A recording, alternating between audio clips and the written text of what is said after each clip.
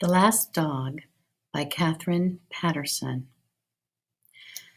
Brock approached the customs gate. Although he did not reach for the scanner, a feeling it might have labeled excitement made him tremble. His fingers shook as he punched in his number on the inquiry board.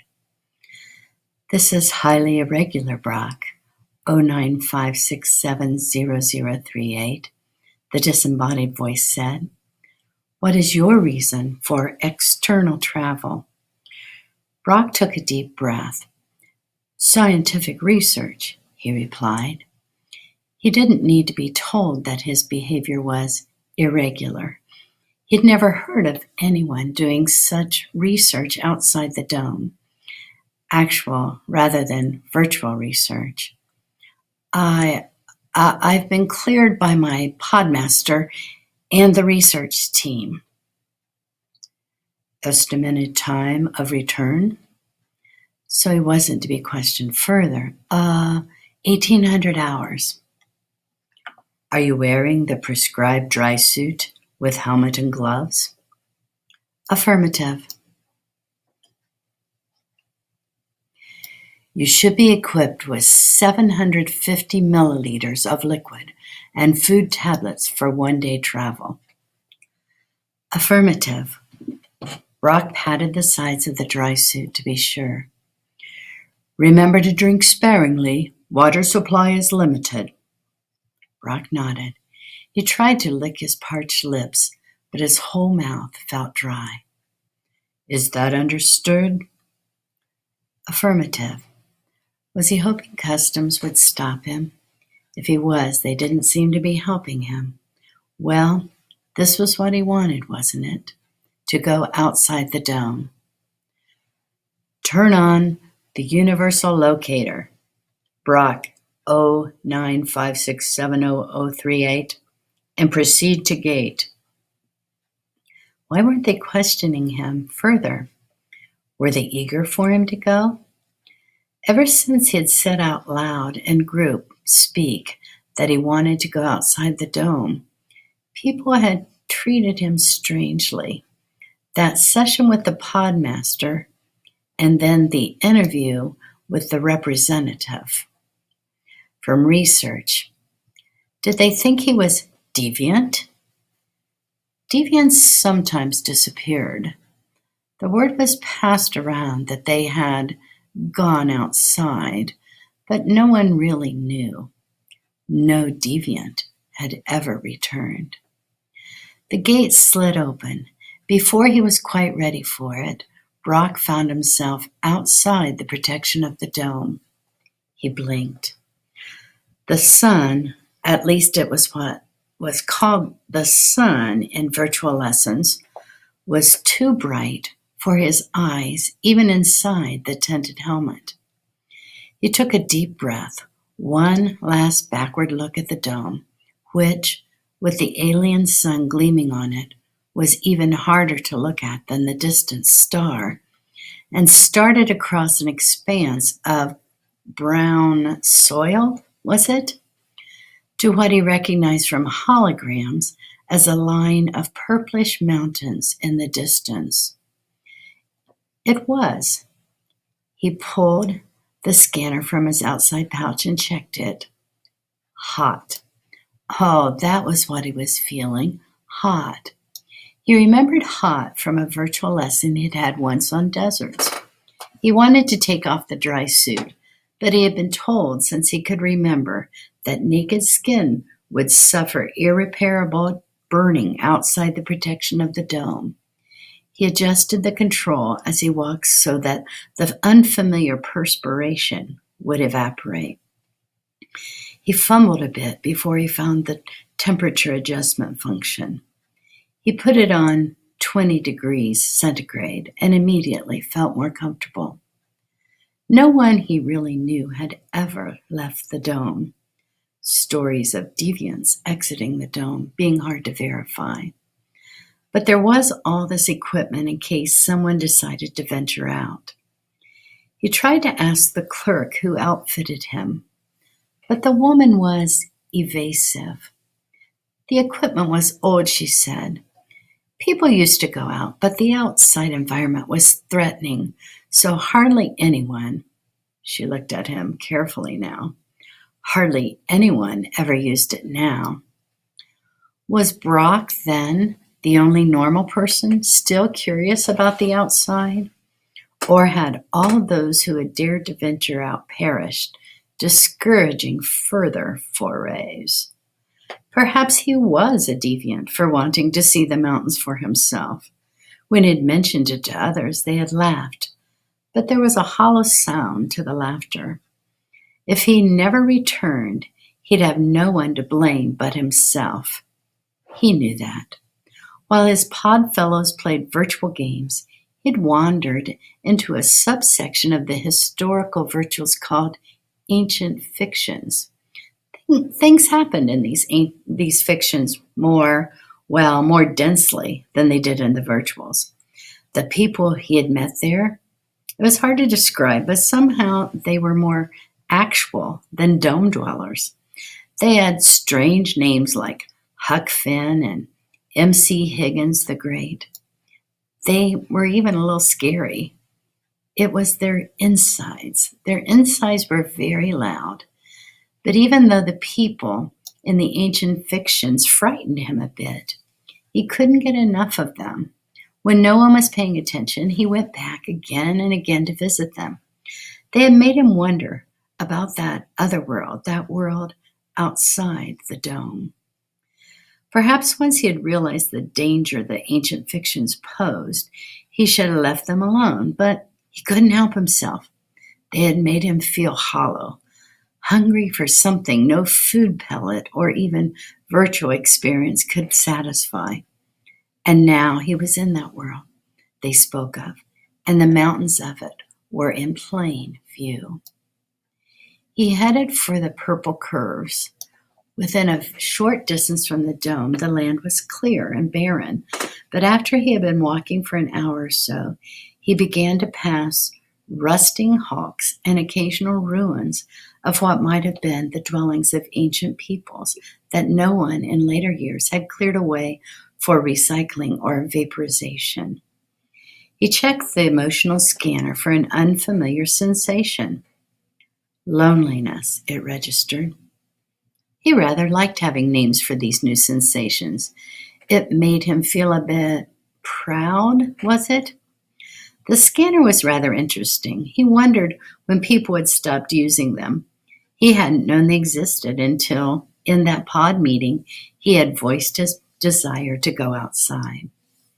The podmaster had looked at him with a raised eyebrow and a sniff. "Next thing you know, you'll be asking for a scanner," he said. "What's a scanner?" Brock asked. The podmaster requisitioned one from storage, but at the same time, he must have alerted research because it was the representative from research who had brought him the scanner and questioned him about his expressed desire for an actual adventure, a journey across the dome. "What has prompted this unusual ambition?" the representative had asked. His eyes not on Brock, but on the scanner in his hand. Brock had hesitated, distracted by the man's fidgeting with the strange instrument. I'm interested in the scientific research," Brock said at last. So here he was out of the pod, alone for the first time in his life. Perhaps, though, he should have asked one of his pod fellows to come along, or even the pod Robopet. But the other fellows all laughed when he spoke of going outside, their eyes darting back and forth. Nothing on the outside, they said, could equal the newest virtual adventure. He suddenly realized that ever since he started interfacing with the ancient fictions, his fellows had given him that look. They did think he was odd, not quite the same as a regular pod fellow. Brock didn't really vibe with the pod Robopet. It was one of the more modern ones, and when they'd programmed its artificial intelligence, they'd somehow made it too smart. The RoboPet in the children's pod last year was older, stupider, and more fun to have around. He'd badly underestimated the distance to the mountains. The time was well past noon, and he had at least 3 kilometers to go. Should he signal late return or turnabout now? He didn't have much more than one day's scant supply of water and food tablets, but he was closer to the hills than to the dome. He felt a thrill, excitement, and pressed on. There were actual trees growing on the first hill, not the great giants of virtual history lessons, more scrubby and bent, but they were trees, he was sure of it. The podmaster had said that trees had been extinct for hundreds of years. Brock reached up and pulled off a leaf. It was green and had veins. In some ways, it looked like his own hand. He put the leaf in his pack to study later. He didn't want anyone to accuse him of losing his scientific objectivity. Only deviants did that. Farther up the hill, he heard an unfamiliar burbling sound. No, he knew that sound. It was water running. He had heard it once when the liquid dispenser had malfunctioned. There'd been a near panic in the dome over it. He checked the scanner. There was no caution signal, so he hurried toward the sound. It was a brook, he was sure of it. Virtual lessons had taught that there were such things outside in the past, but they had long ago grown poisonous. Then, in the warming climate, had dried up. But here was a running brook, not even a 4-hour journey from his dome. His first impulse was to take off his protective gloves and dip a finger in it, but he drew back. He had been well conditioned to avoid danger. He sat down clumsily on the bank. Yes, this must be grass. There were even some tiny flowers mixed in the grass. Would the atmosphere poison him if he unscrewed his helmet to take a sniff? He punched the scanner to read conditions, but the characters on the scanner panel danced about uncertainly until, at length, the disembodied voice said, "Conditions unreadable." He'd better not risk it. He pushed the buttons now for liquid and pellets. A tube appeared in his mouth. It dropped a pellet on his tongue. From the tube he sucked liquid enough to swallow his meal. What was it they called outside nourishment in the history virtuals? Picnic? Something like that. He was having a picnic in the woods by a brook. A hasty consulting of the scanner revealed that what he was feeling was pleasure. He was very glad he hadn't come with an anxious podfellow, or worse, an advanced RoboPet that would no doubt be yanking at his suit, already urging him back toward the dome. It was then, in the middle of post-picnic satisfaction, that he heard the new sound, like that programmed into a RoboPet, yet different. He struggled to his feet. The dry suit from storage was certainly awkward when you wanted to stand up or sit down. Nothing on the scanner indicated danger, so he went into the scrubby woods toward the sound and stopped abruptly. Something was lying under the shadow of a tree, something about a meter long. It was furred and quite still. The sound was not coming from it, and then he saw the small dog, the puppy. He was sure it was a puppy nosing the stiff body of what must have been its mother and making the little crying sounds that he'd heard from the brook. Later, much later, he realized that he should have been wary. If the older dog had died of some extradomal disease, the puppy might have been a carrier. But at that time, all he could think of was the puppy, a small creature who had lost its mother. He'd found out about mothers from the virtuals. Mothers were extinct in the dome. Children were conceived and born in a lab and raised in units of 12 in the pods, presided over by a bank of computers and the podmaster. Nuclear families, as everyone knew, had been wasteful of time, energy, and space. There was an old proverb: the key to survival is efficiency. So though Brock could guess the puppy was sad, like that fictitious person Joe, whose pod mate expired, he didn't know what missing a mother would feel like and who would whimper for a test tube. Brock had never seen a dog, of course, but had seen plenty of dog breed descriptions on the science history virtuals. Dogs had been abundant once. They filled the ancient fictions. They even had names like Lassie, Toto, Sounder. But now dogs were extinct, gone during the Dark Ages when the atmosphere had become warm and poisonous. The savages who had not had the intelligence or wealth to join the four-sided dome crafters had killed all the animals, wild or domesticated, for food before they eventually died out themselves. It was all in one of the very first virtual lessons. He had seen that one many times. He never confessed to anyone how, sad it made him feel. But obviously dogs were now quite extinct. Cautiously, he moved toward the small one. Alert, alert, scanning unknown object. Brock pushed the off button. Are you sure you want to turn off scanner? Affirmative. He stuck the scanner into his pouch. The puppy had lifted its head at the sound of his voice. He looked at him, head cocked, as though deciding whether to run or stay. It's all right, dog, Brock said soothingly. I won't hurt you. He stayed still. He didn't want to frighten the little beast. If it ran, he wasn't sure he'd be able to catch it in his clumsy, dry suit. Slowly, he extended his gloved hand. The dog backed away anxiously, but when Brock kept the hand extended, the puppy slowly crept toward him and sniffed, making whimpering sounds. It wasn't old enough to be truly afraid, it seemed. The dog licked his glove tentatively, then backed away again. It was looking for food, and plasticine gloves weren't going to satisfy.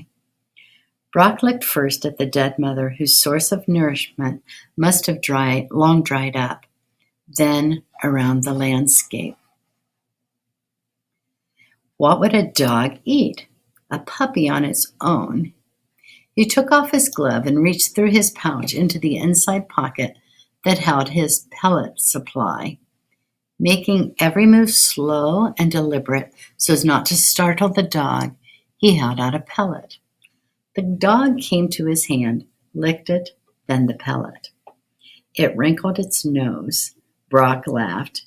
He didn't need the scanner now to tell him that what he felt was pleasure. He loved the feeling of the rough tongue on his palm and the little furred face questioning him. It's all right, fella, you can eat it.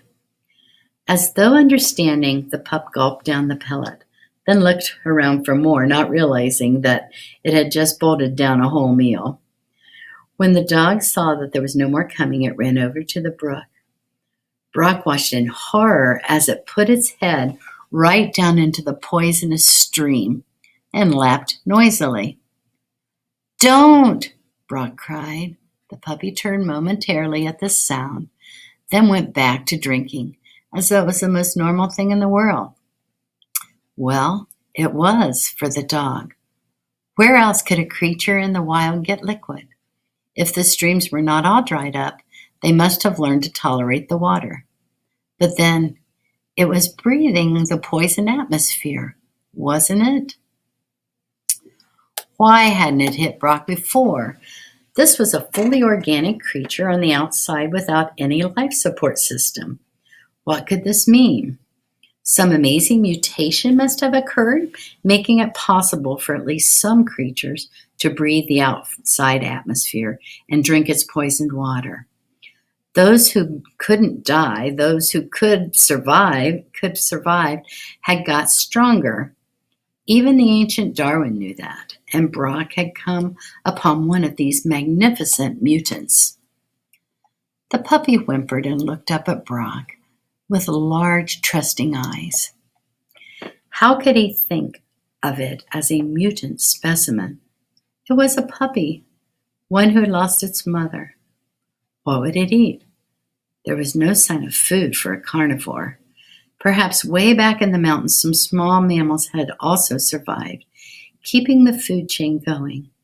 But the puppy would not live long enough to find its way there, much less know how to hunt with its mother gone.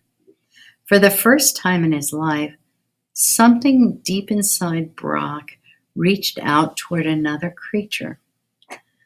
The thought of the puppy languishing here by the side of its dead parent until it too... Your name is Brog, all right? The ancient astronomers had named stars after themselves. He had discovered something just as wonderful. Didn't he have the right to name it sort of after himself while preserving the puppy's uniqueness? Don't worry, Brog. I won't let you starve. Which is why Brock appeared at the customs porthole after dark, the front of his dry suit stained, carrying a wriggling Canis familiaris of uncertain breed. If there'd been any way to smuggle the dog in, Brock would have, but he couldn't for the life of him figure out how. As it was, every alarm in the area went off when he stepped into the transitional cubicle. The disembodied voice of the monitor queried him. Welcome back, Brock 0956700038. You're late. Affirmative. And you are carrying contraband? I pulled a leaf. Deposit same in quarantine bins? Affirmative. Sensors denote warm-blooded presence, not an official roster. I found a dog, Brock mumbled. Okay, so I read the first part of this to you, and if you want to know what happens next, you're going to have to read the story yourself.